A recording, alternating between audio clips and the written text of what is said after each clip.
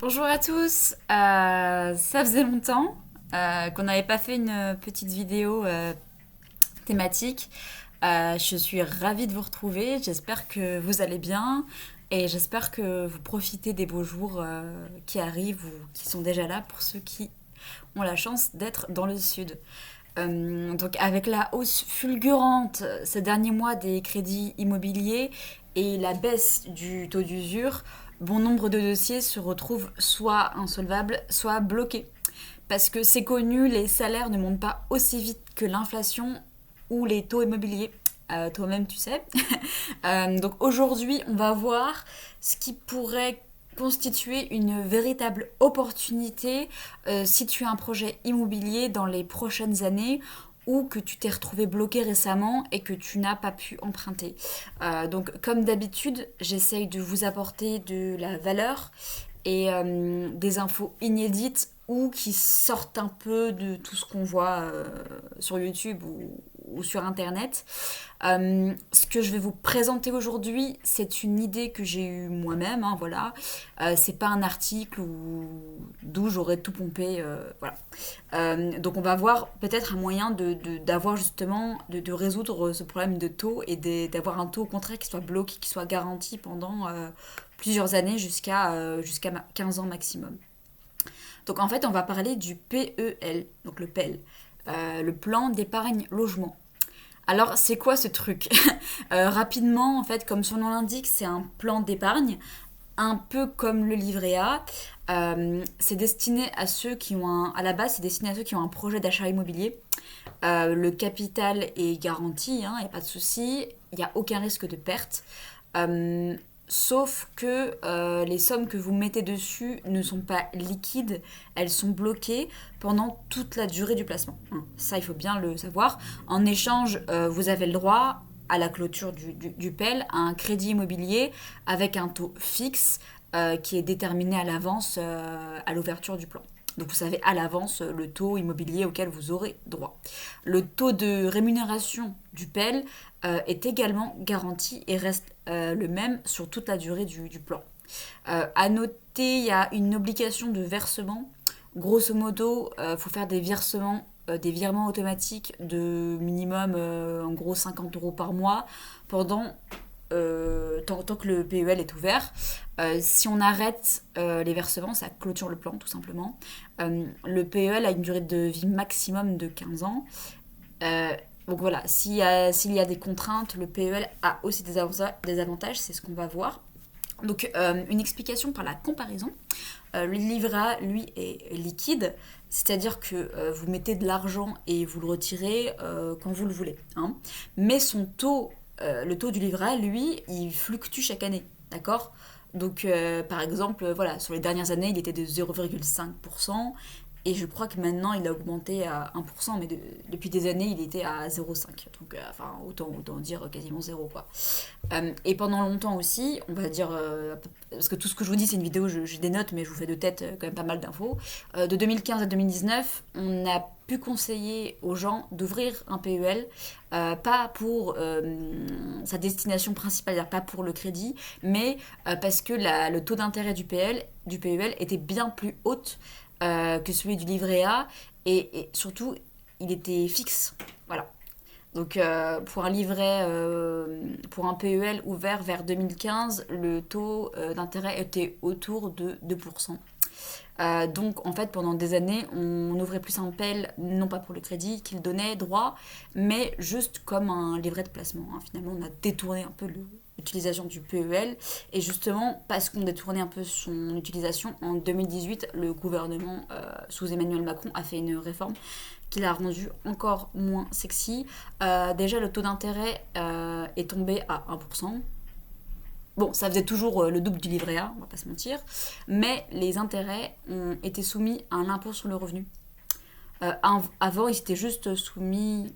Est-ce qu'ils étaient. Ils étaient juste soumis aux prélèvements sociaux, je crois. Mais je crois pas qu'ils étaient soumis à l'impôt. Enfin, il y avait les prélèvements sociaux, ça c'est sûr. Là où le livret A, taux. Les taux sont peut-être. Alors, le livret A, les taux sont peut-être soumis aux prélèvements sociaux, je suis pas sûre, hein. Mais en tout cas, ils n'étaient pas imposables. Voilà. Et la prime qu'on touchait, parce qu'en fait, quand vous ouvriez un PEL et vous demandiez le crédit PEL, vous aviez une prime. Alors, qui dépendait de plein de trucs, mais environ 1000 euros et qui pouvait aller jusqu'à 1500 euros. Et ça a été supprimé aussi en 2018. Donc, voilà, autant dire qu'en 2018, ils ont quasiment acté la mort du PEL. Il y a aussi eu des polémiques sur des anciens PEL, parce que des anciens PEL qui avaient plus de 20 ans et qui avaient des taux garantis à 3 à 4 ou même 5% continuaient d'exister dans des banques, et les banques cherchaient à les fermer de façon assez agressive, sachant que le taux était contractuellement garanti, donc les banques perdaient de l'argent, hein. Donc en fait, faut savoir qu'en gros, les PEL ouverts avant 2000 n'avaient pas de durée de vie limitée. Ils n'étaient pas limités à 15 ans. Ils étaient voilà, tant que vous continuez les versements et tant que tant que vous respectiez les règles d'ouverture quoi, de votre contrat, vous pouviez les conserver. Enfin, on peut les conserver encore. Il y en a peu aujourd'hui, mais il y en a encore. Donc, si vous avez un vieux PL ou si votre tante, votre soeur, votre grand-mère en a un, surtout qu'elle le conserve si elle le peut. Même si le capital dedans est bloqué, enfin voilà, aujourd'hui ça n'existe plus. Enfin, on va y revenir un peu plus tard, mais ça n'existe plus des taux garantis à 5%. Même si les taux des livrets A augmentent. Ça, on va revenir un peu plus loin. Pardon. En plus, petit tips, on peut léguer des PL. On peut les transmettre à ses descendants, comme on lègue un meuble en fait. Voilà. C'est un peu particulier, mais voilà, je rentre pas dans le détail. Voilà. Mais bon, donc je reviens à mon idée de départ, contexte. Donc vous allez me dire, ok, cool, mais en quoi ça nous concerne? Donc ce PEL nouvelle génération qui a perdu tous ses avantages finalement. Et oui, donc comme je l'ai dit, on n'utilisait plus que pour son taux de rémunération. Car en fait, le taux immobilier auquel il donnait droit était beaucoup plus haut que les taux de crédit immobilier de l'époque. En gros, vers 2015, le taux du PEL était à 3% à peu près, alors que les taux immobiliers classiques étaient descendus à 2%. Et donc, voilà. Mais cette situation de taux extrêmement bas était inédite et il était très très difficile de rivaliser avec des taux qui sont descendus à 1%, voire moins de 1%. Donc à ce moment-là, voilà, entre 2015 et 2020, on a eu une période exceptionnelle où l'argent ne coûtait plus rien. Et même Action Logement a été obligé de baisser son prêt, son aide phare, qui est le prêt accession, à 0,5%. Donc autant faire 0%. Hein, voilà. Mais voilà, depuis 6 mois, la situation, elle a bien changé, comme vous le savez. Les taux ont juste doublé. On atteint maintenant facilement du 2% sur 25 ans, donc on en revient en fait à une situation où on était en 2015-2016. Et on pourrait peut-être atteindre 3% dans quelques mois. Hein. Là, je parle en moyenne, mais je parle sur les plus longues durées, bien sûr, 25 ans. Voilà, 3%, c'est pas du tout impossible à imaginer. Juste regardez ce qui se passe aux États-Unis, regardez ce que ce que la Fed fait, sachant que la politique monétaire aux US est en général en avance et préfigure un peu ce qui se passe en Europe. En fait, en général, les Américains se sont pris de l'inflation plus tôt que nous. Actuellement, ils ont une inflation à 10. Là où en Europe, on est plutôt à 7-8, ce qui reste énorme. Hein. Je veux dire, justement, c'est énorme. J'en ai parlé dans mes cafimos, justement, si vous voulez les voir. J'en parle un peu de l'inflation et des conséquences. Et donc, en général, la Fed commence à augmenter ses taux. Et la BCE suit pas très longtemps après. Hein. Enfin, voilà, vous regarderez les taux de la Fed et de la BCE. Voilà, c'est un peu comme ça. Nous, on suit derrière. Genre à peu près un an après. Enfin, c'est assez systématique sur ce schéma-là. Donc actuellement, là où je parle, actuellement, on est en fin juin 2022.